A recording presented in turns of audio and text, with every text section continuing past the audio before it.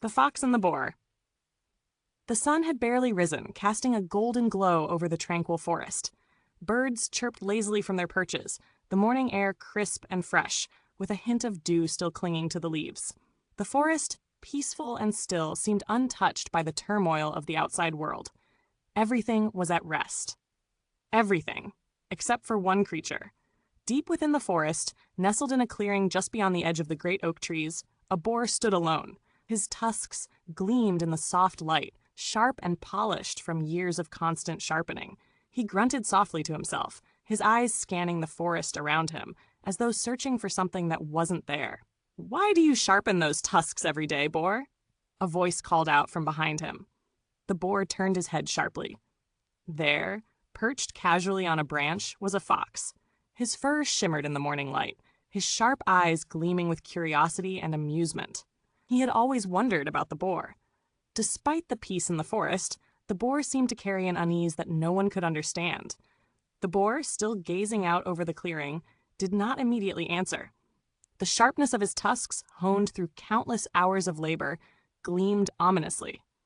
"I prepare for what may come," the boar finally said, his voice deep and calm, yet carrying a hint of something else. A quiet fear, perhaps?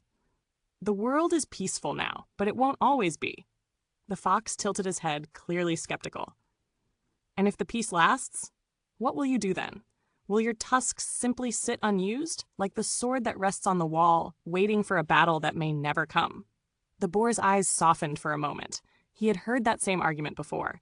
Many of the other creatures of the forest scoffed at him. Why sharpen tusks when there was no threat? Why prepare for something that might never come? "Peace is fleeting," the boar replied slowly. "When the storm comes, it's better to be ready than to be caught unprepared, and I will be ready." The fox leapt down from his perch, his paws landing silently on the soft earth. He approached the boar, his expression now more thoughtful. "You've lived through hardships, haven't you?" the fox asked, his voice gentler than before. "There's a weight in your words that speaks of experience." The boar's gaze darkened.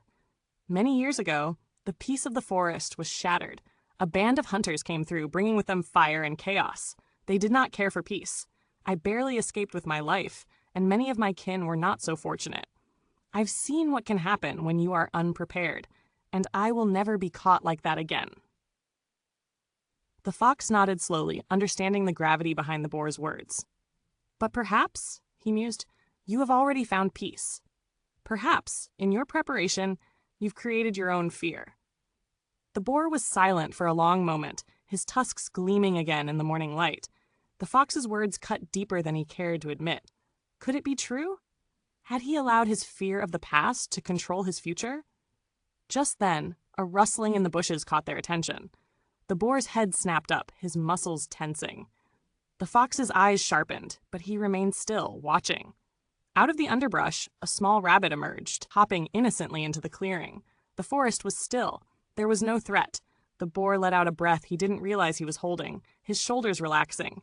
The fox, ever the opportunist, gave a soft chuckle. "No danger today, Boar. Perhaps the peace is truly as strong as you fear." The boar sighed, his tusks no longer gleaming quite as brightly in the sunlight. "Perhaps," he murmured, "but I will not forget." The fox paused, then walked up to the boar's side, looking out over the quiet clearing. "Maybe there's more to life than preparing for storms that may never come," the fox said softly. "Perhaps there is peace in living with what is, not just what might be." The boar looked at the fox, his mind racing. The weight of his years of vigilance, of sharpening and preparing, seemed both a curse and a shield. Could he ever let go of his fear of the past? Could he live with peace? As the sunlight warmed his back, the boar made a quiet decision. Maybe, just maybe, he could live for today, and sharpen his tusks only when the need arose, not because of a fear that no longer served him. The forest remained still, the peace settling around them both as the fox and the boar stood together, side by side.